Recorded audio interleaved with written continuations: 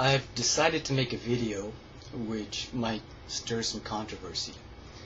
And the objective of my video is to analyze Bible scriptures so that we might understand what Satan really looks like and use rationales to determine where he might be. And towards the end of this video, what I hope to do is show you actual video footage of Satan himself. And so if you endure through this video, I'll describe what I believe Satan should look like. And then, because of the advent of millions of very cheap digital cameras and video recorders, search the internet for video content which might actually contain an image of Satan himself.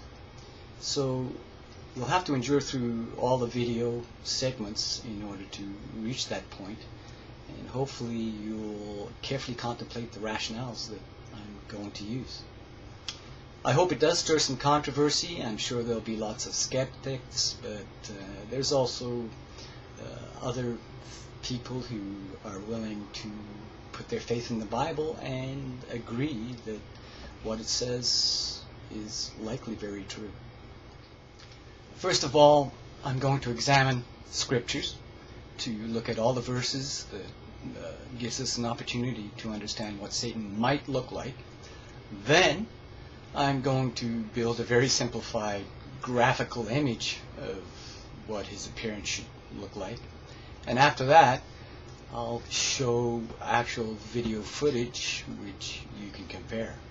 And towards the end of these video segments, you'll have an opportunity to decide for yourself whether what you're looking at is a real picture of Satan himself. Now, I have to confess that I have made a similar set of videos in regards to the same topic, and yet I've approached it from a completely different angle by examining religious doctrine, and yet arrived at the same conclusions that I do in this video. And I made the other set of videos approximately 2 years ago, and it's based on some research I did nearly 10 years ago. And so if you found this set of videos interesting, I recommend that you also watch that other set of videos. I'll put a link up to your right where it says more info to the other set of videos, and post it as a response to this video also. So here's the first part, an examination of the scriptures.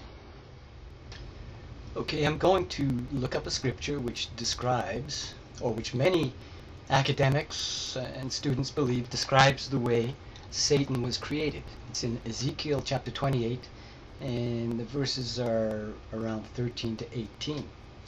And so I'll read it for you. In verse 13 it says, "Thou hast been in Eden, the garden of God." And so, yes, there is evidence in the Bible, and almost every Christian knows that Satan at one time was in the Garden of Eden. It then says what he was created with. It says, "Every precious stone was thy covering, the sardius, topaz, and the diamond, the beryl, the onyx, and the jasper, the sapphire, the emerald, and the carbuncle, and gold." It then goes on to describe the shapes, the workmanship of thy tabrets, and of thy pipes. So there's two shapes here that are being described. So we now know what Satan was created with, and with what kind of shapes we can expect him to be in. And it goes on to say that these were prepared in thee in the day that thou wast created. And so it's admitting that God actually created Satan in this manner.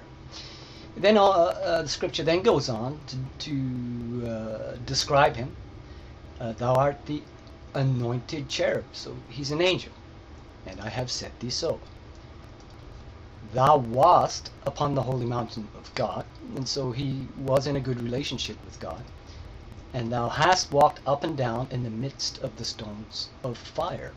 And so here it shows that Satan is impervious to fire, or related to fire, and is able to live in the midst of fire. And then it goes on to say that thou wast perfect in thy ways from the day that thou was created, until iniquity was found in thee. And so God admits that Satan was created perfectly, but then fell from grace through an iniquity.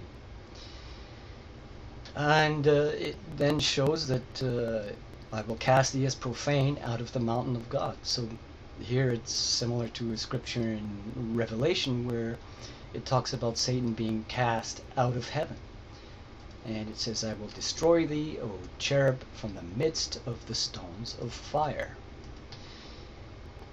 Thine heart was lifted up because of thy beauty, and so Satan is a very beautiful divine creature. Thou hast corrupted thy wisdom by reason of thy brightness. So he's a very bright creature. It then goes on to say, I will cast thee to the ground. And this is another part of scripture similar to that one in Revelation, which describes Satan being cast to the earth. And it then goes on to say that you've defiled your sanctuaries by the multitude of thine iniquities. So his iniquities are his sins, and that he will bring forth a fire from the midst of thee. And I will bring thee to ashes upon the earth. And so he's being cast down to the earth in the sight of all them that behold thee. And so this is interesting here, in the sight of all them that behold thee. It shows that some people will see this occur, and but it also suggests that there's going to be other people who won't see this occur. So that's a very interesting scripture which gives us some insight into the way Satan was created, what he was created with, the shapes we could expect, his brightness, and his ability to walk amidst stones of fire. So he's a creature that can endure fire. Think about those things. Now the word tabre is a word that's not often used in the English language, so we need to understand what shape a tabre is. And if you notice on this web page that tabre is the root word of tabor, which is a one-sided drum or cylinder. And tabret can be spelt differently, T-A-B-O-R. So now let's go to the Merriam-Webster web page, and we'll see that when it's spelt as tabret with an O, that it can also be spelt with a U several different ways, and that it's a French word, tabret, which means a small drum. And it can also mean a cylindrical seat or a stool without arms or back, so a stool that's in the shape of a drum. Or it can be a small portable stand or cabinet, which is probably also in the shape of a cylinder or drum. So a tabret is a similar shape to a pipe, and yet it's shortened. It's so that in our normal English language we probably prefer to call it a cylinder or drum rather than a pipe, which would be an extended cylinder or drum. And so we can expect that Satan was built with drums and cylinders, tabrets and pipes.